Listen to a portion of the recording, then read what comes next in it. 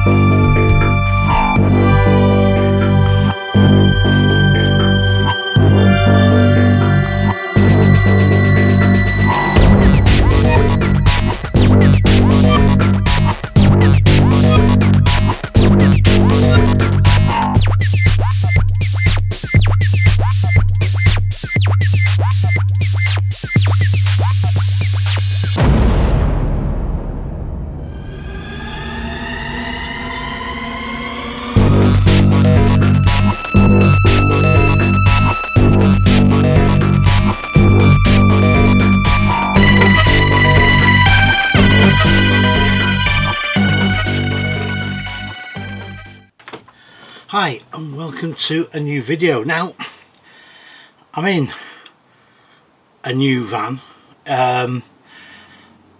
It's a new belly discovery. It's the D... Do you know what, I always forget. Let me have a look. It's a D44 of course.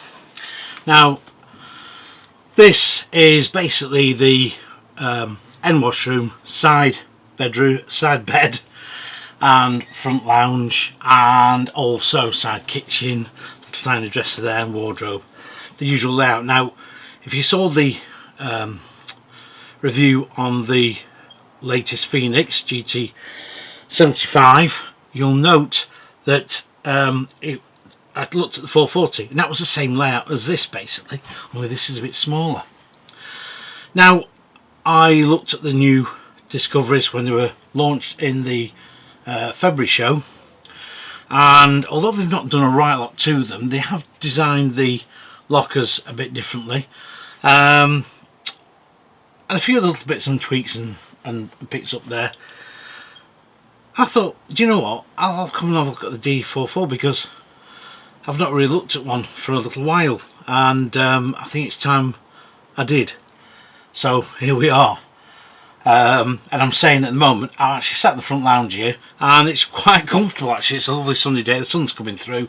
I'm at Campbell's Caravans at Lockstock Hall, one time massive Luna dealership, now do Coachman and Bailey. And they also do motorhome sales too. So I'm here looking at this D44. Now I know a certain person has one and I think they like it. And you've no doubt told you all about it. So that's the Dave and Irene, and they've got this D44 and they're liking it and no doubt telling everybody on YouTube what it's all about on their what do you call it, on their YouTube channel. Right, let's get on with the review. Well, I'm doing my favourite thing. I'm starting off the front lounge, and do you know what? I know there's no centre chest of drawers here, but it does feel quite spacious inside, to be quite honest with you. Even that sort of window, because I still think a window would have been better horizontal personally, but that's just again my own personal view. I'm not saying that's right, I'm not saying it's wrong. Again, no curtains in it, but we are in a basic Tourer. But having said that, it's not bad.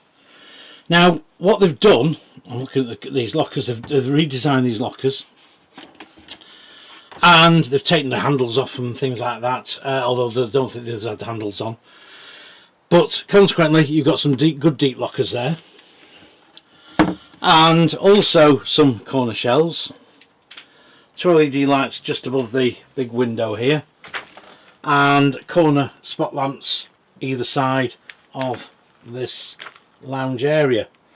Quite like the cubby holes there. They've got rid of the little pocket things that were material wise that were stuck on there, which I think wasn't a bad idea actually. The seating feels okay. How long it'll feel like that over a couple of years of use I don't know, because it's not particularly very thick, but it still seems to have quite a lot of support. Obviously when it comes to seating, putting your stuff away, you've no front locker, so you've got to put it under the seat base here, so it does detract obviously from some of the storage you get on a normal Caravan with a front locker. But anyway, it does feel quite spacious, and I think with 4 people sat here, 4 adults wouldn't feel tight at all. So it is quite good. It's quite comfortable. Right, I'm going to go now over to the kitchen area. Right, 3 burner hob. Obviously a very simple Thetford oven stroke grill, spark ignition, domestic fridge freezer.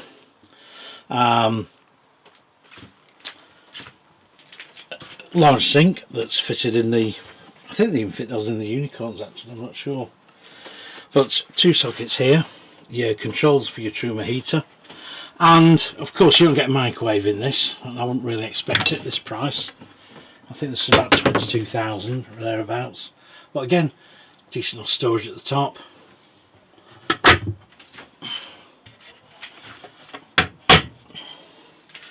And also, as your roof vent, you usually midi-hike, and they went flying then on the bed.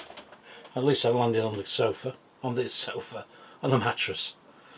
Okay, and over this side of course you've got a little bit of work surface and a drawer here that doesn't really want to come out very well, but anyway, it's gone back in. Obviously the gas locker's there, so it takes up that space, and your control panel is quite nice and handy there, and for your lights too. And there's this little bit of storage here, you can put your small coats up there and hang those up.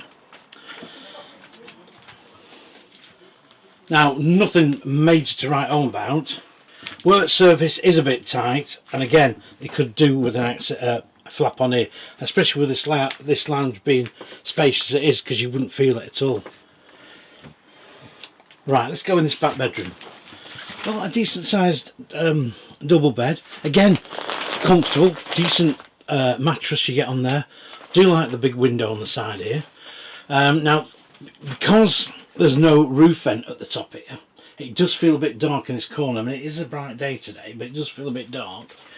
A little bit of a headrest there, a bit of a token gesture. I think it's not particularly, it might have been better not bothering, or maybe just doing something slightly different, I don't know. Your shelves here for your brew, not lit, so if you do what you might, well, you know, it might come off your cup or whatever. LED spot lamps, and again more storage, some good storage, and some storage across there, and again you've got some shelves in that corner. Really decent sized little room, to be quite honest. Again, storage for your freestanding stable in here. I'll just turn you around a bit because these guys might be shutting down soon. And a decent sized wardrobe.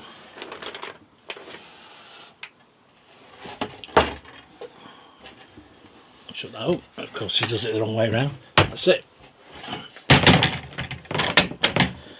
So looking from here, it does feel quite a spacious, light airy van, because there's lots of white in this van, with mixture of bits of grey and the dark blue. So it does feel very modern.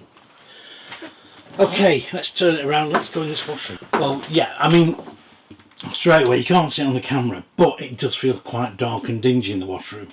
It could have done with a roof vent actually just above. I know it's got one in the shower compartment, which is absolutely ideal, where it needs to be, but they should have done with one here, because obviously there's no window.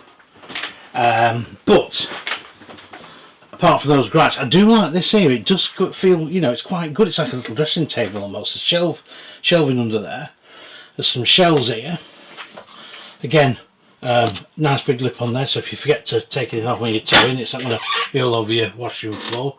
Some storage here. Decent enough sink. And the shower cubicle seems okay too. And of course that roof vent, so well done there. Again, it doesn't feel very tight in here, considering, you know, the van isn't a big van, and yet it does feel quite spacious. Again, that's a bit of careful choice of the colours and the greys and what have you, and all this white does give a very more spacious feel.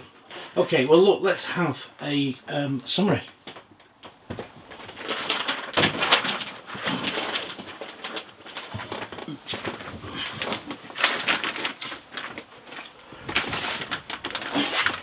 Right, okay, I've not been a big fan of the Discovery. I'll come clean. One of the reasons being I'm not keen on the profile. To me, it does feel a bit too quirky. It's a bit like Bailey when they did the Orion, and that never really worked very well. Having said that, some people will love the look of the van. It's quite retro at the back. It has that 50s curved corners as Caravans had back in the 50s on some manufacturers. The big window at the front here, again, I'd like to sort of have it more of a not portrait but landscape, because when you sat here you can't see what's going on, so it does feel a bit obstructive and that sort of thing. It's decent storage. This caravan's lightweight. There's two good downlighters in the kitchen area, so plenty of light at night time. Cupboard storage in the kitchen is a bit tight, but you've got plenty of decent roof locker storage. That washroom's pretty good. Again, the worktop on the kitchen could do with a fold down flap, because you would definitely have enough room to basically still sit here, because this does feel a very spacious area. Obviously with no chest of drawers here, that does make a big difference. So the Discovery, they revamped it, it looks fine. Will we see loads on the road? I don't think we will. I think we would do if the profile wasn't quite as quirky. Yes, there are always going to be people who do like it. Yes, there is going to be people who want to be different. But then again, you know, if you're sort of thinking of the 5-6 years time when this is on the used market and things have moved on a bit, this could look quite dated, which is rather a shame, because I actually like what Bailey are doing with this. You know, they don't sometimes be over keen on me reviewing their caravans, because I've been quite critical. Although I used to be a massive Bailey fan, I just think they lost the way a little bit. But again, that's my opinion. But this, to me, this Discovery, which incidentally is an old name from back in the 90s, which is great to see the Discovery name back, by the way. This Discovery, I do like the fact that it's light and it's not too expensive. It's 20 odd £1,000. I think it's about 22 off the top of my head. And again, as I say, weight wise, it means that smaller cars than the hybrids can tow them. But for a majority of electric cars, of course, it will still be out of reach, because lots of them are limited to what they can tow. And don't forget, some manufacturers don't even recommend towing with some of their cars on the electrics. So if you are looking at an electric car, you need to find one that is towable, that will tow a decent enough sized caravan. It'll be rather expensive. Also, as well, remember that when to charge it up, you're going to have to unhitch the caravan and take the car to the charger, because there's no room to take a car and a caravan or a trailer of any description into a charging bay. So you've got to remember that. But anyway, I'm diversifying. Don't get me going on about that. No excess flaps, I can forgive it. Slats for the bed here, again, not a problem. On the whole, as I say, this is a good bread and butter tourer, and it's something I think the market really needs to, well, it really still needs. We've only got the Eldest Explore. The Venus that Luna produced was a great van. Even looking at some of their old stuff, the older Venuses, sort of like for 2016-17, it still doesn't look dated on the interior. The exterior may look a little bit more dated now, but definitely on the interior they still look quite modern. This is a very modern interior. I do like the interior on this. As I say, not keen on the profile, but it's light, easy, so it'll be easy to tow, and I'm sure for a lot of people it will provide a very good starter caravan if you want a brand new tourer and want something to start off with. In some ways it reminds me, and some of our older channel watchers will maybe might agree, it reminds me of the ABI Monza. ABI were fantastic at producing touring ranges that slotted everybody's budget, etc. And the ABI Monza range, which later became the Sprinter, was a cracking range. It was a good starter van. All it came with was, in the later years, was a fridge, and that was it. And they brought this, they had a layout like this, and it wasn't as wide either. So a lot of people liked to get it up the driveway, and they were so light. I remember you testing several over the years, and they just towed great. You could manoeuvre them on site easy. They were brilliant. And this a bit reminds me of the Sprinter 400D actually, because it had a corner washroom. It didn't have obviously the washroom in those days. So it has a little bit of a reminiscence of that. So in my book, profile a bit iffy for me. Interior I think it's pretty good. It's modern, it's light, and also it's affordable, and I think it make a great starter van. But you may think differently. Bit more space on that kitchen. Definitely another roof vent in the washroom because it is a bit dark, or if we really wanted the icing on cake we'd have a window in there, obviously a frosted window, but at least with a frosted window when it's chucking it down with rain, and you can't put your roof vent out because if you do it pours through the roof vent, you can have your side window open, you get your ventilation in, you don't get wet in the washroom. I know the washroom's supposed to get wet, but you just don't. Anyway, you know what I'm saying. Please keep watching, please subscribe it, hope you like the video, please give us your comments, and I'll see you on the next one, whatever that may be.